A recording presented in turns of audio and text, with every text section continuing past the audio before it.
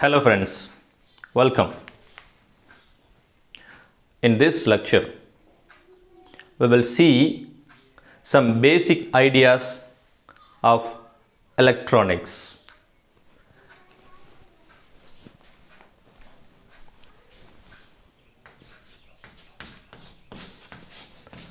Electronics. Essentially, electronics dealing with devices where electrons are controlled. அதாவது ஒரு டிவைஸ்க்குள்ள ஒரு காம்பனன்ட்குள்ள எலக்ட்ரானோட flow, அதனோட மூமெண்ட், அதை கட்டுப்படுத்தி அதன் வழியாக நமக்கு தேவையான விஷயங்களை செய்து கொள்வது, அந்த பகுதி தான் வந்து எலக்ட்ரானிக்ஸ் அப்படின்னு சொல்லுவாங்க. ஸோ இப்போது ஆரம்ப கட்டங்களில், அதாவது 1930 ஆண்டுக்கு முன்பு 1930க்கு ஏர்லியராக எலக்ட்ரான்ஸை ஒரு டிவைஸில் கட்டுப்படுத்துறதுக்கு பயன்படுத்தப்பட்டது பார்த்தீங்கன்னா வேக்கம் டியூப்ஸ் அப்படின்னு சொல்லக்கூடிய வால்வ்ஸ், வேக்கம் டியூப்ஸ் அல்லது வால்வ்னு சொல்லக்கூடிய ஒரு வகையான டிவைஸ். இதில் என்னன்னு கேட்டிங்கன்னா, உள்ள வேக்கம் இருக்கும், இந்த டிவைஸ்க்குள்ளார வேக்கம் இருக்கும். எலக்ட்ரானோட ஃப்ளோவை அதனோட டைரக்ஷனில் கட்டுப்படுத்துறது அப்படிங்கிறது, இங்கே இந்த டிவைஸில் ஒரு கேத்தோடு இருக்கும், ஒரு ஆனோடு இருக்கும். இந்த கேத்தோடுக்கும் ஆனோடுக்கும் இடையில் சின்னதாக ஒரு கேப் இருக்கும். இங்கே இருந்து எலக்ட்ரான் ஏர் ட்ராவல் பண்ணி, கேத்தோடு எலக்ட்ரான் ஏர் ட்ராவல் பண்ணி ஆனோட ரீச் பண்ணணும். இந்த கேப் வழியாக தான் ரீச் பண்ணணும். ஸோ இப்படி தான் பிகினிங்கில் இருந்துச்சு. இதுக்கு என்ன ஒரு இதுன்னு பார்த்தீங்கன்னா, இந்த டிவைஸ் பெருசாக இருக்கும், இதில் லிமிட்டேஷன்ஸ் இருந்துச்சு. ஸோ இப்படி பண்ணும்போது 2 நெக் இருந்துச்சு அப்படின்னா அதை வேக்கம் டியூப்ஸ் அல்லது வால் அப்படி சொன்னாங்க. இதே மாதிரி பார்த்தீங்கன்னா 2 லெக் இருந்தால் 2 எலக்ட்ரோட்ஸு, 3 எலக்ட்ரோட்ஸு, 4 எலக்ட்ரோட்ஸ், 5 எலக்ட்ரோட்ஸ் இருக்கிற மாதிரியெல்லாம் வந்து பார்த்தீங்கன்னா இந்த மாதிரி vacuum tubes, this is called vacuum tubes, valves or vacuum tube, இப்படி நிறையா இதுக்கு பேர் வச்சுருந்தாங்க, ரைட். இதில் 2 எலக்ட்ரோடு, 3 எலக்ட்ரோடு, 4 எலக்ட்ரோடு, 5 எலக்ட்ரோடு இப்படிலாம் இருக்கும். ஸோ 3 எலக்ட்ரோடு இருந்தால் அதை ட்ரையோடுன்னு சொல்லுவாங்க. 4 எலக்ட்ரோடு இருந்துச்சு அப்படின்னா அதை வந்துட்டு ட்ரெட்ரோடு அப்படின்னு சொல்லுவாங்க, ட்ரெட்ரோடு. 5 எலக்ட்ரோடு இருந்துச்சு அப்படின்னா அதை பென்டோடு. ஸோ இந்த மாதிரிலாம் பேர் வச்சாங்க. பட் இந்த மாதிரி டிவைசஸ் பார்த்தீங்கன்னா பல்கியாக பெருசாக இருக்கும். அதே மாதிரி ஹை வோல்டேஜில் தான், இதுக்கு ஒரு 100 வோல்ட்டுக்கு மேலே எலக்ட்ரிசிட்டி அப்ளை பண்ணணும். ஸோ அந்த மாதிரி டிஃபிகல்ட்டிஸ் இருந்துச்சு. இதில் பார்த்தீங்கன்னா எலக்ட்ரான் ஒரு கேத்தோடு இருந்து இன்னொரு கேத்தோடுக்கு போகணும், ஏர் ட்ராவல் பண்ணணும். எலக்ட்ரான் ஒரு கேத்தோட்லேருந்து, அதாவது ஒரு எலக்ட்ரோட்லேருந்து இன்னொரு எலக்ட்ரோடுக்கு அது போகணும். அதாவது கேத்தோட்லேருந்து ஆனோடுக்கு போகும். ட்ராவல் பார்த்தீங்கன்னா ட்ராவல் ஏர் ட்ராவலாக இருக்கும். ஸோ அப்படி ஏர் ட்ராவலாக இருக்கும்போது இங்கே உள்ளார கேப் இருக்கும். இந்த கேப் இருந்துச்சு அப்படின்னா, இங்கே ஏர் மாலிகுல் இருந்துச்சு அப்படின்னா இந்த எலக்ட்ரானோட எனர்ஜி என்ன ஆயிரும், குறைஞ்சிரும். எப்படி குறையும்னா, இங்கே எலக்ட்ரான் ஒரு பார்ட்டிக்கிள், ஏர் மாலிகுல்ஸ் இருக்கும். ஸோ ஏர் மாலிகுல்ஸோட பம்பார்ட் ஆகி energy loss due to collision வந்துடும். Energy loss due to collision வந்துடும்.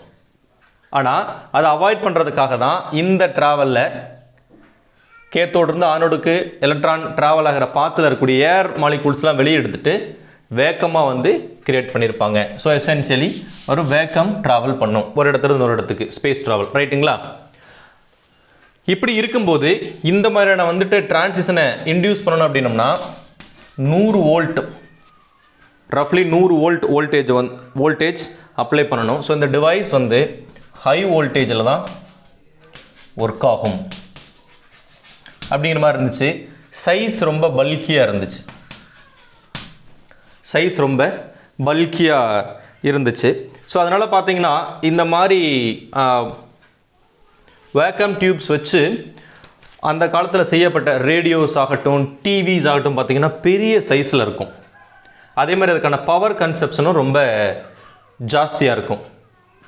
ஸோ இதெல்லாம் எப்படி ஓவர்லுக் பண்ணுறது அப்படின்னு பார்த்துட்டு இருந்தாங்க. அதே மாதிரி இதனுடைய ரிலையபிலிட்டியும் டியூரபிலிட்டியும் கம்மியாக இருக்கும். இதனோட லைஃப் டைம் ஸ்மால் லைஃப் ஸ்பேனாக இருக்கும். இதனோட ஸ்மால் லைஃப் ஸ்பேன் இருக்கும். கொஞ்ச நாள் தான் இது உழைக்கும், அதுக்கப்புறம் இது ஃபியூஸ் ஆயிரும். அதனால ரிலையபிலிட்டி அதுவும் வந்துட்டு, அதாவது இது இந்த வேக்கம் டியூபை நம்ம ஃபிட் பண்ணால் அக்யூரேட்டாக ஒர்க் ஆகும். அதனுடைய நம்பகத்தன்மைக்கும் வந்து பார்த்தீங்கன்னா கொஸ்டின் மார்க்காக இருந்தது. இது எல்லாம் எப்போ வரைக்கும்? 1930 வரைக்கும்.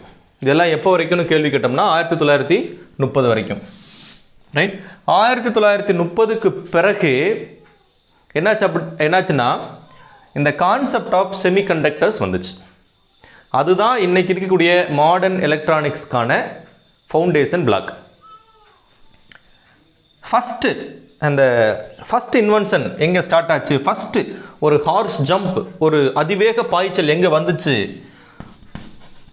அப்படிங்கிற ஒரு கேள்விக்கான பதில் 1948 வருஷம் டிரான்சிஸ்டரை கண்டுபிடிச்சாங்க. டிரான்சிஸ்டரை கண்டுபிடிச்சதுக்கப்புறம் இந்த மாதிரி பெரிய பெரிய சைஸில் இருக்கிறதெல்லாம் கொஞ்சம் சின்ன சைஸாக ஆரம்பிச்சுது. அதுக்கு பிறகு 1930 ஏற்கனவே இந்த செமிகண்டக்டர் அப்படிங்கிற ஒரு கைண்ட் ஆஃப் மெட்டீரியல்ஸ், பட் இதை பற்றின புரிதல் முழுமையாக இல்லாமல் இருந்தது. அப்பயே யூஸ் பண்ண ஆரம்பிச்சிருந்தாங்க இந்த ப்ராசஸில், டிரான்சிஸ்டர் கண்டுபிடிக்கிற ப்ராசஸ்லேயே. ரைட்.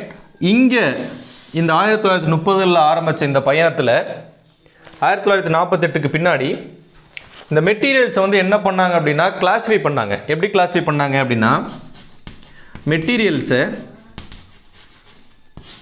அதனுடைய conductivity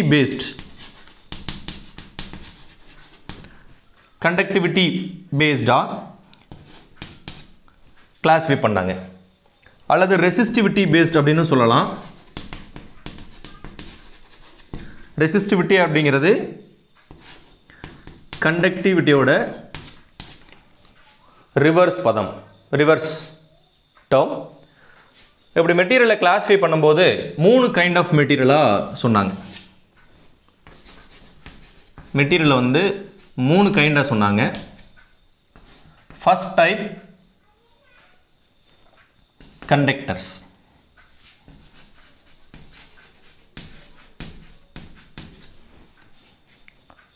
second type semiconductors, third type insulators. Solid மெட்டீரியலில் எந்த மெட்டீரியலுக்கெல்லாம் கண்டக்டிவிட்டி லோவாக இருக்கும், ஒரு ரேஞ்ச் டிஃபைன் பண்ணியிருப்பாங்க. நான் ரேஞ்ச் இங்கே மென்ஷன் பண்ணலை. வெரி லோ ரெசிஸ்டிவிட்டி அல்லது ஹை கண்டக்டிவிட்டி இருக்கக்கூடிய மெட்டீரியல்ஸ், அது கண்டக்டர்ஸ். ஸோ கண்டக்டர் அப்படிங்கிற சாலிட் ஸ்டேட் மெட்டீரியலில் ஒரு பக்கத்திலிருந்து இன்னொரு பக்கம் எலக்ட்ரான்ஸ் ஃப்ளோ ஆகும்போது மிக குறைவான எனர்ஜி லாஸில் அது பாஸ் ஆகும். செமிகண்டக்டர்ஸ் அப்படிங்கிறதுக்கும் இன்சுலேட்டருங்கிறதுக்கும் ஒரு சின்ன வித்தியாசம்தான். இன்சுலேட்டர்ஸில் பார்த்தீங்கன்னா ஹை ரெசிஸ்டிவிட்டி இருக்கும். So generally ideally no conductivity.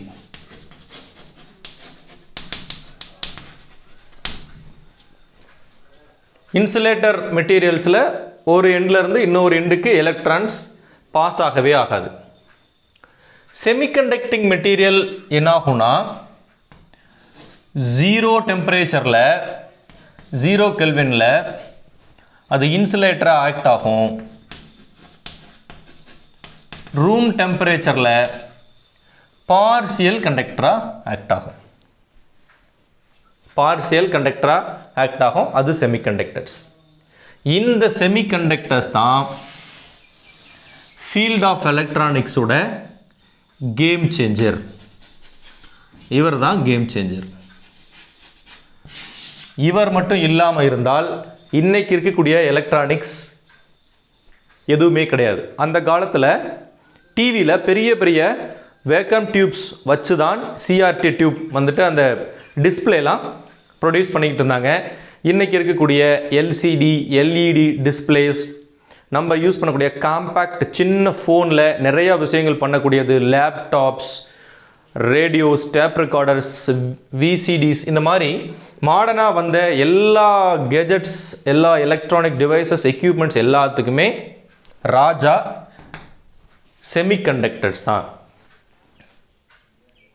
Semiconductors. இந்த செமிகண்டக்டிங் மெட்டீரியல் அப்படிங்கிறது என்ன அப்படின்னா, இப்போ இங்கே வேக்கம் டியூப்ல பார்த்தீங்கன்னா எலக்ட்ரோடு, கேத்தோடிருந்து ஆனோடுக்கு எலக்ட்ரான் பாஸ் ஆகணும். அப்படி பாஸ் பண்ண வைக்கிறதுக்காக நம்ம எக்ஸ்டர்னலாக எலக்ட்ரிசிட்டி அப்ளை பண்ண வேண்டியிருக்கும். அதுவும் ஹை வோல்டேஜ் அப்ளை பண்ண வேண்டியிருக்கும். ஆனால் செமிகண்டக்டர் மெட்டீரியல்ஸுங்கிறது ஒரு கைண்ட் ஆஃப் மெட்டீரியல்ஸ். அந்த மெட்டீரியல்ஸ்க்கு நீங்கள் இங்கே அப்ளை பண்ணுற மாதிரி நிறையா வோல்டேஜ் அப்ளை பண்ண தேவையில்லை.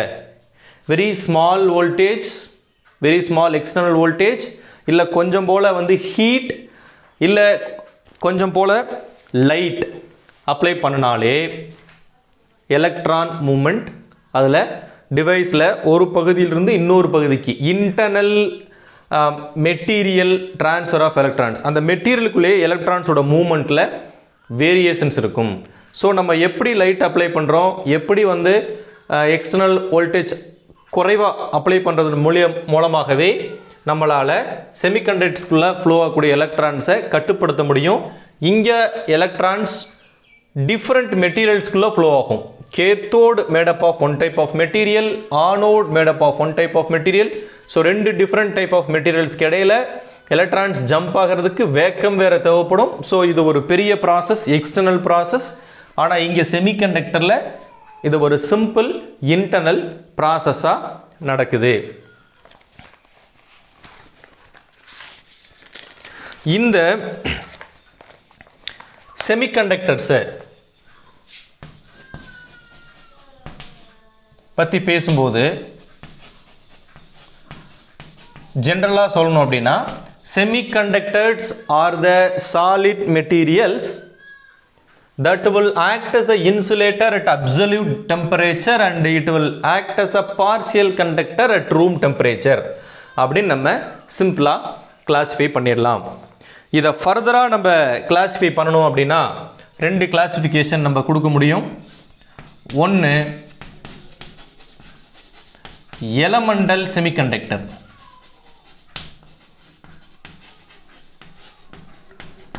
எலமெண்டல் செமிகண்டக்டர் அப்படிங்கிறது அந்த எலமெண்ட்டே செமிகண்டக்டராக ஆக்ட் ஆகும்.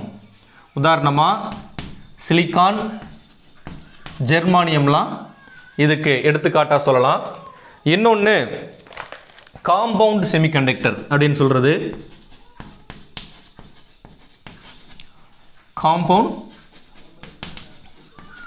செமிகண்டக்டர் அது பார்த்தீங்கன்னா சிலிக்கான், ஜெர்மானியம் மாதிரி ஒரு தனிப்பட்ட எலமெண்ட் செமிகண்டக்டராக பிஹேவ் பண்ணாது.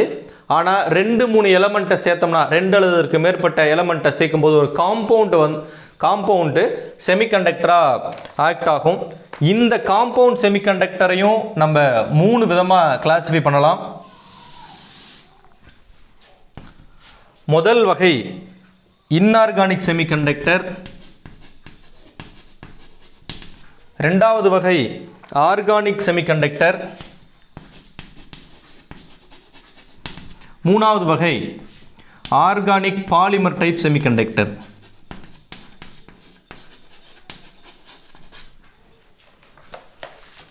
இது ஒன்னொன்றுக்கும் சில எடுத்துக்காட்டுகளை இங்கே நான் உங்களுக்கு மென்ஷன் பண்ணுறேன். இன்ஆர்கானிக் செமிகண்டக்டருக்கு cadmium sulphide, gallium arsenide, cadmium selenide, indium phosphide, இதெல்லாம் இன்ஆர்கானிக் செமிகண்டக்டருக்கான example. Cadmium sulphide, gallium arsenide, cadmium selenide, indium phosphide.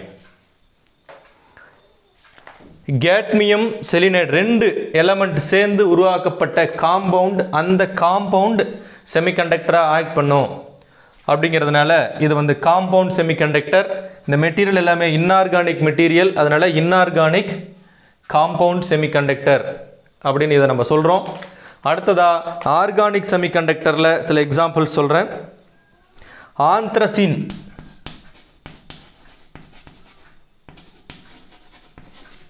ஆந்த்ரசின்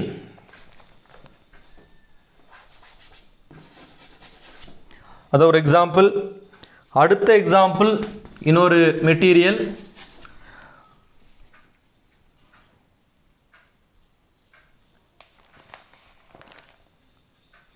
so doped phthalonines,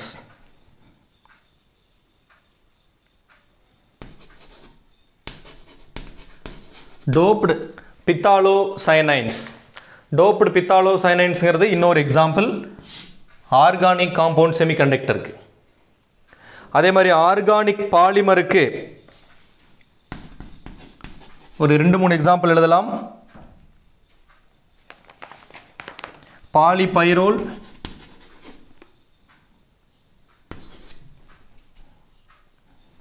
பாலிஅனிலின்,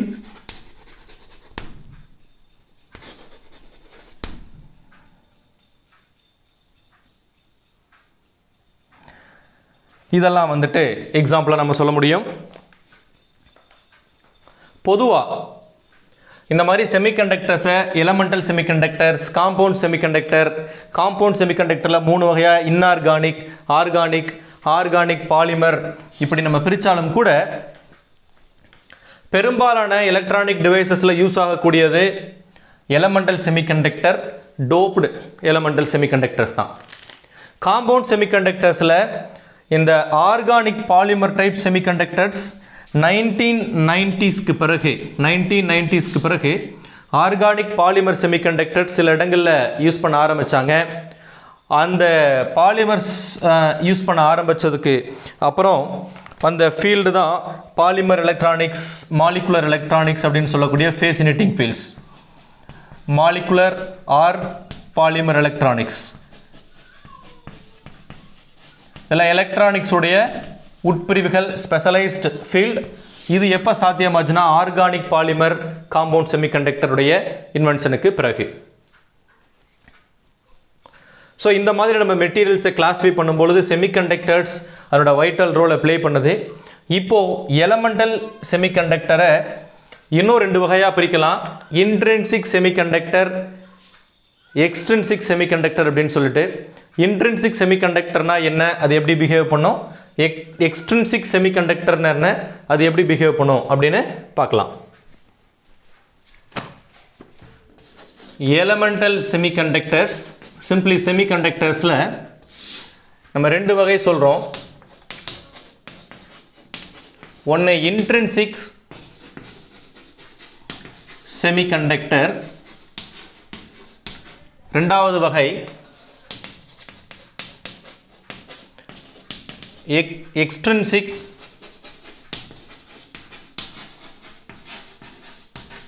semiconductor. இதை எப்படி புரிஞ்சுக்கிறது? இப்போ எலமெண்டல் செமிகண்டக்டர்ஸ் வந்துட்டு சிலிக்கான், ஜெர்மானியம் சொன்னோம். சிலிக்கான் எடுத்துக்கிட்டோம்னா சிலிக்கானுக்கு 14 எலக்ட்ரான்ஸ் இருக்கு. ஜெர்மானியம் ஆட்டம் எடுத்தோம்னா 32 எலக்ட்ரான்ஸ் இருக்கு. அதுக்கு இப்போ இந்த எலக்ட்ரான்ஸை அதனோட ஆர்பிட்டால்ஸில் ஃபில் பண்ணுறோம். ஃபில் பண்ணும் பொழுது 2n² ஃபார்முலா அப்ளை பண்ணணும். 2n² ஃபார்முலா அப்ளை பண்ணோம்னா n1 அப்படின்னா 2. ஸோ ஃபஸ்ட் ஆர்பிட்டில் 2 எலக்ட்ரான் இருக்கும். n2 அப்படின்னு எடுத்துக்கிட்டால் 2 ஸ்கொயர் 4. ஸோ 4 × 2 8 இருக்கும்.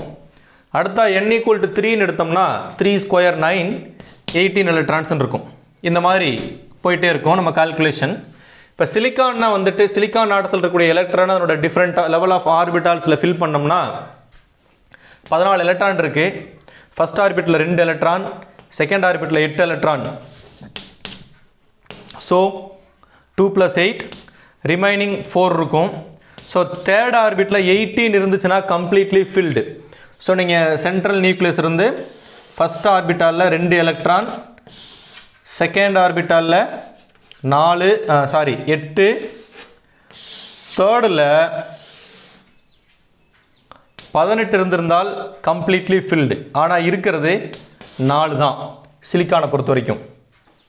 இதே மாதிரி பார்த்தோம்னா ஜெர்மானியத்துக்கு ஃபஸ்ட் ஆர்பிட்டாலில் 2, செகண்ட் ஆர்பிட்டாலில் 8, தேர்ட் ஆர்பிட்டாலில் 18, ஃபோர்த் ரோவில் இருக்கும் 2 + 18 28 + 4, ரைட்.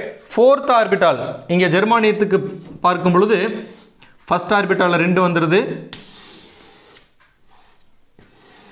செகண்ட் ஆர்பிட்டாலில் 8 இருக்கும், தேர்ட் ஆர்பிட்டால் இதுக்கு பொறுத்த வரைக்கும் கம்ப்ளீட்லி ஃபில்டு 18 வந்துடும்.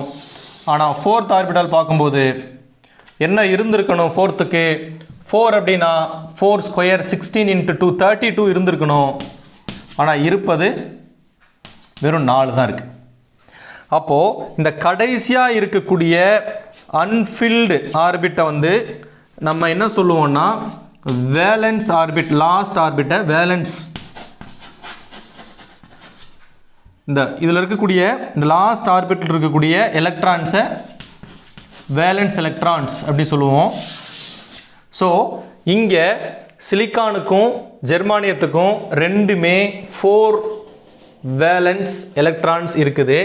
அதனால் 4 இருக்குது அப்படிங்கிறதுனால வந்துட்டு அதை வந்து நம்ம வந்து 4 வேலன்ஸ் எலக்ட்ரான்ஸ் இருக்கக்கூடிய ஆட்டம்ஸாக வந்து நம்ம கன்சிடர் பண்ணிக்கிறோம்.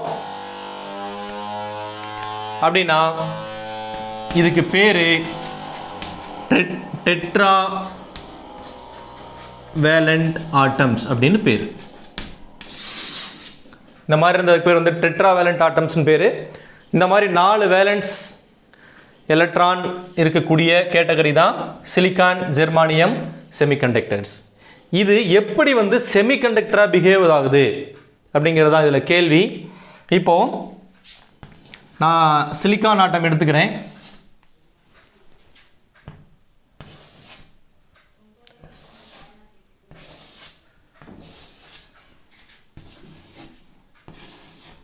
இது எல்லாமே நமக்கு சிலிக்கான்.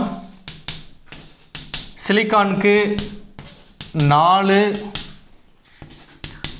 வேலன்ஸ் எலக்ட்ரான்ஸ் இருக்குது. எல்லாத்துலேயுமே +4 4 வேலன்ஸ் எலக்ட்ரான்ஸ் இருக்கக்கூடியது. இப்போது இது ஒரு மெட்டீரியல் எப்படி இருக்கும்னா, ஒரு சிலிக்கான் மெட்டீரியல் எடுத்துக்கிட்டோம்னா இந்த சிலிக்கான் ஆட்டத்துக்கு 4 வேலன்ஸ் எலக்ட்ரான் இருக்கும். அட்ஜசைட் சைடில் இருக்கக்கூடிய சிலிக்கான் ஆட்டத்துக்கும் 4 வேலன்ஸ் எலக்ட்ரான் இருக்கும். இது என்ன ஆகும்னா இந்த சிலிக்கான் இருக்கக்கூடிய ஒரு எலக்ட்ரானும் பக்கத்தில் இருக்கக்கூடிய சிலிக்கான் ஆட்டத்தில் இருக்கக்கூடிய இன்னொரு எலக்ட்ரானும் ரெண்டும் சேர்ந்து ஒரு covalent bond, strong bond create பண்ணும். அதேமாதிரி இங்கே மேலே இருக்கக்கூடிய இந்த சிலிக்கானும் நடுவில் இருக்கக்கூடிய சிலிக்கானும் சேர்ந்து ஒரு கோவலண்ட் பாண்ட். சிமிலர்லி இந்த பக்கம் ஒரு கோவலண்ட் பாண்ட், சிமிலர்லி இந்த பக்கம் ஒரு கோவலண்ட் பாண்ட். இதே மாதிரி எல்லா சிலிக்கான் ஆட்டமும் அதுக்கு பக்கத்தில் இருக்கக்கூடிய ஒரு ஆட்டத்தோடு சேர்ந்து கோவலண்ட் பாண்டை கிரியேட் பண்ணும். அப்படி கிரியேட் பண்ணுறதுனால அது ஸ்ட்ராங் பாண்டாக இருக்கும். இந்த பாண்ட் இன்ஆக்டாக இருக்கும். இதே மாதிரி எல்லா ஆட்டமும் பாண்டு கிரியேட் பண்ணி டோட்டல் மெட்டீரியலில் பார்த்தீங்கன்னா ஃப்ரீயாக எந்த எலக்ட்ரான்ஸுமே இருக்காது. But this is possible at 0 kelvin. Absolute 0 டெம்பரேச்சரில் இந்த மாதிரி இருக்கும். நம்ம கொஞ்சம் ஹீட் கொடுத்தோம், டெம்பரேச்சர் ஆட் பண்ணும் பொழுது என்ன ஆகிடும்னா, ஏதாவது ஒரு எலக்ட்ரான், இப்போது இந்த இடத்துல இருக்கக்கூடிய இந்த எலக்ட்ரான் இந்த சைட்டை விட்டு வெளியே வந்துடும். வெளியே வந்து இப்படி வெளியே வந்துடுது. வெளியே வந்துருச்சுன்னா இது ஃப்ரீ டு மூவ். இது இந்த மெட்டீரியலில் எங்கிட்ட இருந்தாலும் மூவ் ஆகலாம். இப்போ இந்த இடத்துல ஒரு எம்டி சைட், ஒரு ஆப்சன்ஸ் ஆஃப் எலக்ட்ரான்ஸ் கிரியேட் ஆகும். இதுக்கு பேர் ஹோல். எலக்ட்ரானோட கம்பேர் பண்ணும்போது இது பாசிட்டிவ்லி சார்ஜ். இந்த ஹோலை வந்து பாசிட்டிவ்லி சார்ஜ் பார்ட்டிக்கிள் அப்படின்னு நம்ம ஃப்ளோ ஆஃப் அண்டர்ஸ்டாண்டிங் ஆஃப் தியரியில் சொல்கிறோம். ஆனால் ஆக்சுவலாக இந்த மாதிரி ஒரு எம்டி சைட் அப்படிங்கிறது it is a deficit of electron. Electron இல்லாமல் எம்டி சைஸ் இருக்கும். இப்போ இங்கிருந்து வெளியே வந்த இந்த எலக்ட்ரான் ஃப்ரீயாக மூவ் ஆகும். அப்போ என்ன நடக்கும்னா, நியர்பையில் இப்போ இந்த இடத்துல இருக்கக்கூடிய எலக்ட்ரான் ஜம்ப் ஆகி இங்கே வந்துடலாம். இந்த இடத்துல எலக்ட்ரான் இருந்த இடத்துல ஒரு எம்டினஸ் கிரியேட் ஆகலாம். அப்போ என்ன ஆச்சு, இது எப்படி புரிஞ்சுக்கலாம் அப்படின்னா, இந்த free electron it is free to move anywhere. ஏற்கனவே இங்கே ஒரு ஹோல் இருந்தது, இங்கே எலக்ட்ரான் இருந்தது. இப்போ என்னாச்சு, இந்த ஹோல் இந்த டைரெக்ஷனில் மூவ் ஆயிடுச்சு. இங்கிருந்து எலக்ட்ரான் இந்த டைரெக்ஷனில் மூவ் ஆயிடுச்சு. ரைட். ஸோ இது எலக்ட்ரானோட மூமெண்ட், ஹோலோட மூமெண்ட். இப்படியாக இந்த சார்ஜ் பாசிட்டிவாக கிரியேட், இந்த பாசிட்டிவ் ஹோல்ஸ் அதனுடைய மூமெண்ட் டைரெக்ஷன் நம்ம எடுத்துக்கலாம். இங்கே ஒரு free electron that is freely moving to anywhere within this material. So அப்போது இந்த மூவிங் எலக்ட்ரான்ஸ் என்ன ஆகும்னா, this will constitute for the conduction of the material. இல்லையா? இப்போ அப்சல்யூட் 0 கெல்வினாக இருந்துச்சு அப்படின்னா எல்லா எலக்ட்ரான்ஸும் அட்ஜசன்ட் மெட்டீரியல், அட்ஜசன்ட் ஆட்டத்தில் இருக்கக்கூடிய எலக்ட்ரான்ஸோட கோவலன்ட் பாண்டில் ஸ்ட்ராங் பாண்டில் பைண்ட் ஆகிருக்கிறதுனால அங்கே ஃப்ரீ எலக்ட்ரான்ஸ் இல்லை. ஸோ ஒரு சைடு இருந்து இன்னொரு சைடு வந்துட்டு எலக்ட்ரான் ஃப்ளோ ஆக முடியாது. So no conductivity, it will behave like an insulator when it is at absolute temperature 0 kelvin. ஆனால் கொஞ்சம் நம்ம ரூம் டெம்பரேச்சரில் ஒரு 25 டிகிரி செல்சியஸ் அப்படி கொடுக்கும் பொழுது என்ன ஆயிரும் அப்படின்னா, இந்த மாதிரி எலக்ட்ரான் அதனுடைய பாண்டிங் லொக்கேஷன்லேருந்து பிரேக் ஆகி வெளியே வந்து it is free to move. So அப்போ இந்த மாதிரி கிரியேட் ஆகக்கூடிய எலக்ட்ரான் எல்லா சைட்லையும் கிரியேட் ஆகுமானா ஆகாது. ஹியர் அண்ட் தேர் எங்கேயாவது கிரியேட் ஆகும். அதனால very less number of electron is available for the free flow. So இந்த எலக்ட்ரான்ஸ் இதை வந்து ஃப்ரீ சார்ஜ் கேரியர்ஸ் அப்படி சொல்லலாம். Charge carriers in free condition, this will constitute for the conduction of electricity. Right. இந்த மெட்டீரியலோட கண்டக்டிவிட்டிக்கு இது கான்ட்ரிபியூட் பண்ணும். Right. ஆனால் இது ஒரு ஃப்ரூட்ஃபுல் ஒர்க் பண்ணுறதுக்கோ ஒரு டிவைஸ் மேனுஃபேக்சர் பண்ணுறதுக்கோ இப்படி நம்ம கிரியேட் பண்ணக்கூடிய ரூம் டெம்பரேச்சரில் இந்த மாதிரி டியூ டு தெர்மல் எக்ஸைட்டேஷனில் வரக்கூடிய எலக்ட்ரான்ஸ் மட்டும் போதுமானதாக இருக்காது. ரைட். பட் ஒரு டெட்ராவேலண்ட் ஆட்டம் எப்படி செமிகண்டக்டராகவும் அட் 0 கெல்வினில், தென் ரூம் டெம்பரேச்சரில் எப்படி அது பார்ஷியல் கண்டக்டராகவும் ஃபங்க்ஷன் ஆகுது அப்படிங்கிறதுக்கு ஒரு பேஸ் அண்டர்ஸ்டாண்டிங் இதுதான். இந்த இடத்துல டெட்ராவேலண்ட் ஆட்டம் அப்படிங்கும்போது சிலிக்கானுக்கு பதிலாக நீங்கள் ஜெர்மானியத்தை அப்படியே தூக்கி ஃபிட் பண்ணாலும் இதே தான் கான்செப்ட். ஆனால் இது ஒரு டிவைஸ் ஃபேப்ரிகேஷனுக்கு போதுமானதாக இல்லை. அப்படிங்கிறதுனால அடுத்ததா extrinsic semiconductors they are coming into pictures. அதாவது ஒரு நார்மலாக இருக்கக்கூடிய இன்ட்ரின்சிக் செமிகண்டக்டரோட கூடுதலாக ஒரு இம்பியூரிட்டியை, ஒரு ஃபாரின் ஆட்டத்தை ஆட் பண்ணணும் அப்படின்னா எக்ஸ்ட்ரின்சிக் செமிகண்டக்டர் நம்மளுக்கு கிடைக்கும். அந்த எக்ஸ்ட்ரின்சிக் செமிகண்டக்டர் இங்கே இந்த ஆட்டமில் எந்த லொக்கேஷனில் ஃபிட் ஆக போகுது, அது எப்படி இன்னும் கூடுதலான கண்டக்ஷன் நம்மளுக்கு கொடுக்கும் அப்படிங்கிறத நெக்ஸ்ட் வீடியோவில் பார்க்கலாம். தேங்க்யூ.